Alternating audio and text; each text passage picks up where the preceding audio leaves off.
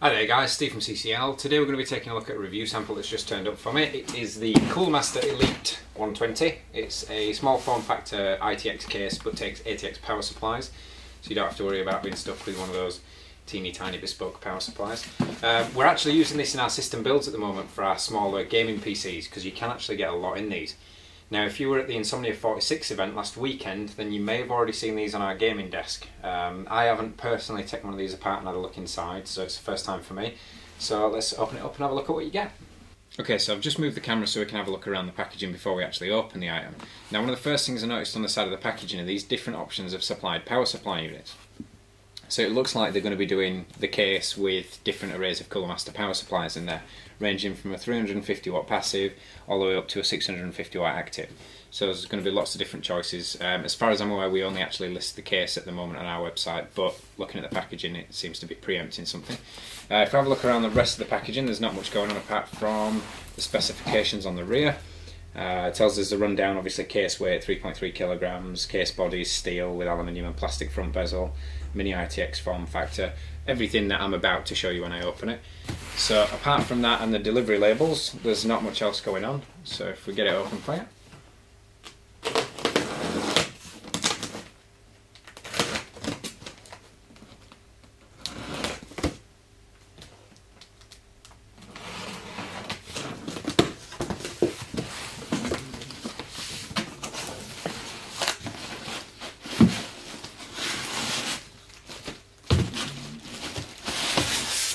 Right, okay, so I'm going to take the case and just pop that to one side for now.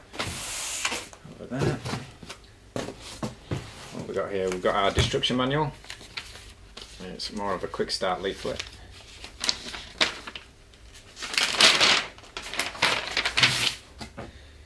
Quite straightforward, cable management planning, stuff like that, installing a hard drive. It's in multiple languages, so there's not a whole lot of information on there, there's just a little bit of information in a lot of different languages.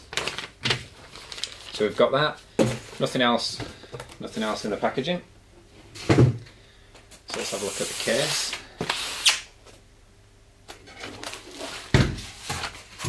If you ever notice, I'm a little bit cautious when I'm unboxing cases because I always seem to get a static shock off them.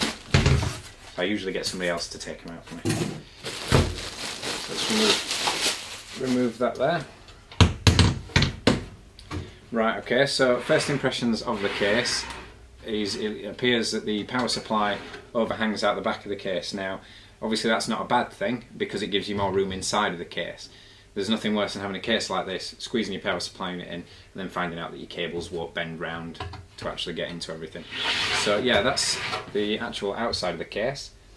So as you can see on the front here, we've got our two USB ports, we've got a USB 3.0 port, power switch, which feels quite sturdy, a reset switch as well, there's no horrible clicking or crunching noise there. We've got a headphone socket and a microphone socket, a removable 5 1/4 inch bay, that's the aluminium front that they were talking about. On the rear we have two expansion ports there, which that second one's only actually useful if you've got a graphics card, which takes up to. If you look at the ITX boards, they generally only have one expansion slot on them. So that's the rear of the case. We've got a tubing hole there, possibly for water cooling, but I'm not quite sure why you'd only have one of them.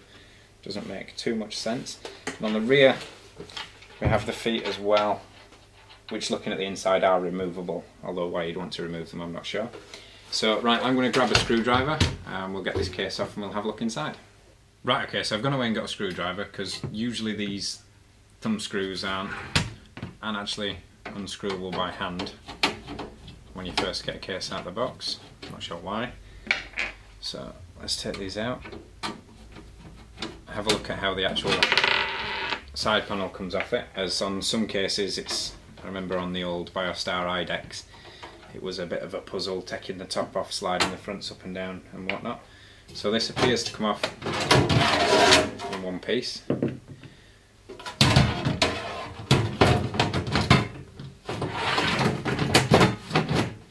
Yeah, to refit is quite simple. You just simply slot the bottom ones in, slide it forward. So having a look, we've got perforations all round, so obviously the case can breathe because you can get some serious hardware in these. So case can breathe. Just to note, we've got a filterable type mesh on the top but not on the sides there, so you can remove that by bending the tabs, take it off, give it a clean. So move that out of the way.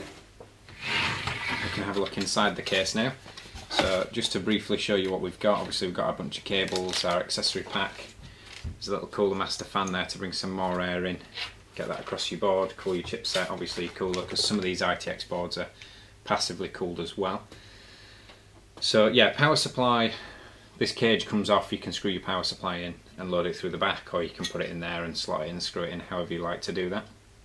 So that comes out, obviously that gives you a bit of extra room inside the case to play about with your cables, get it nice and tidy.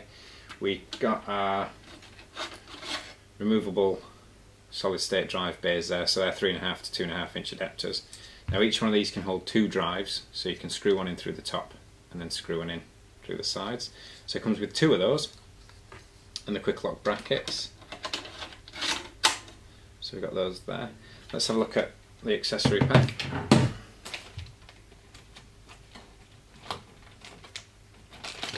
Twist tie is always handy for bodging cable management. So inside this we have some tie wraps, which are cool because inside the case we can see there are a lot of raised lips, if you can see them in there. So we've got all the raised lips for you to tie wrap all your cables down and out of the way. So they're supplying you tie wraps to do that. Thank you, Cooler Master. We've also got some more quick lock brackets for another hard drive. Obviously you can fit 3 hard drives in there, so the other 2 brackets are attached to the 2.5 inch adapters if you don't want those. So there's your third. We have a PC speaker, so you can beep at us if there's something wrong. We have, what are these? These will be for fitting the fan. So these are, rather than screw the fan into the case or anything like that, you've got these little brackets, sorry, these little clips. So you'd sit your fan up against the back of the hard drive bay there, push this through the fan into the metal, and then push this through, which expands the end and stops your fan from moving. So we've got 4 of those. We also have, what's this little silver thing? Okay, so that's a motherboard standoff application tool. So basically you have your little brass motherboard risers there, and rather than screw them in by hand and get that god awful problem of you screw it in by hand, you fit your motherboard, you screw the screw in for your motherboard, and you start to unscrew it and that spins out of the case and then you've got it sandwiched between your board, you can use this little tool which has a hexagonal cutout, slip it over the riser there, and then screw that in with a posi drive screwdriver, get that nice and tight so when you're unscrewing your board that won't come with it. What else have we got? We've got our bunch of cables. Let's have a look at these. Let's have a look.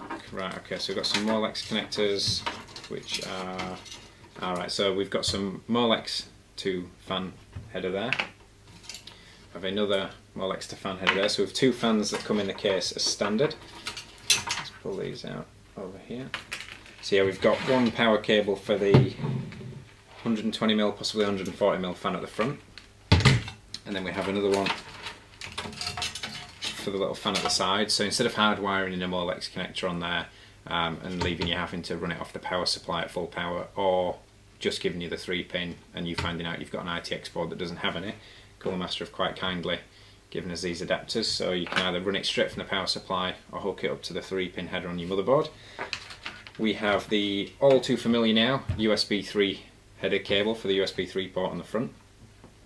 Now the only thing with these is on the ITX boards, we're seeing a lot of ITX boards now, for the Gigabyte one for example, that have USB 3 on the rear but don't actually have a USB 3 pin header on the motherboard. So if you're planning on using the USB 3 port on the front of this, probably worth checking, making sure your ITX board comes with that. We have our front panel connectors, all in nice black wiring as well, so you can get that looking nice and tidy through the side panel. There's no window, but obviously you can see through the perforations and whatnot. So we've got that there. We have obviously our hard drive bays.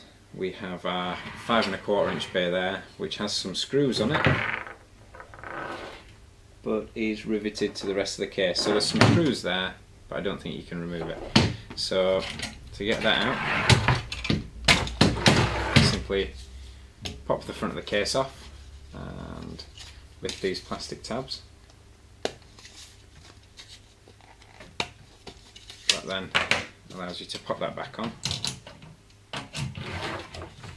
So you can then pop that back on, slide your optical drive in, and yeah, we've got a toolless clip there for the actual optical drive to lock in. And there are screw holes on the other side if you do want to lock it in. Obviously you don't want it coming out in transit and whatnot. So yeah, that's pretty much the gist of the case. Now again, I'm not quite sure what this is for. Obviously 2 of these would tell me it's for water cooling tubing, so you can mount an external reservoir or pump or something like that, but I can't quite see what that's for. Actually on the other side of the case we have our USB front header and our AC97 or HD audio connectors there as well. Missed those ones. So yeah, looking at the actual case inside, just get rid of all these. Looking at the case inside, there are a lot of, like I said, the little recesses of metal for you to put a tie wrap through and keep your cables out of the way. They're dotted all over the case. So we've got some under the hard drive bays as well. So if you wanted to manage your SATA cables out of the way and everything, you can do that. So yeah, looking at the case, it's, like I say, for the type of system that it's orientated towards, which is a small powerhouse portable, well, we're using them for gaming machines.